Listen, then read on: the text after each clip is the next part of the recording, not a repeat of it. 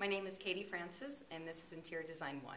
The project was Spacebox C, which was designing a work/live space for a fashion designer. The fashion designer that I designed for was Hussein Chalayan. Preparing for the project was just looking through a lot of magazines, doing a lot of research on the internet about the designer himself.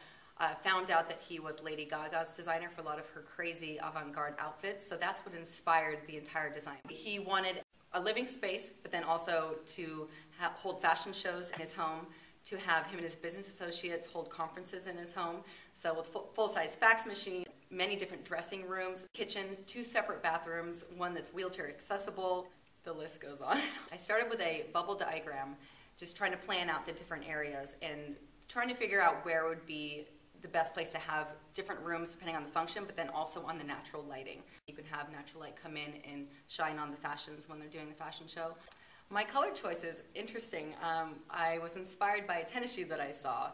It was the yellow-green of a tennis shoe. I probably wouldn't normally do a yellow-green in a home, but for this designer, I think it would be perfect. There's 2 main features of this design.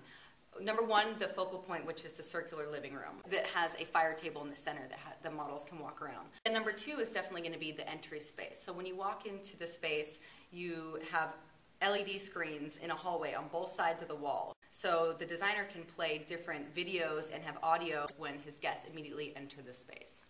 Cynthia Lambert has been great as an instructor for this class. She is a real-world designer, so she's been able to give us a lot of practical knowledge from what she finds out there in the field. There's a lot of different steps in this project, so I would just say start as early as possible. And as soon as you get your floor plan layout, it's all downhill from there.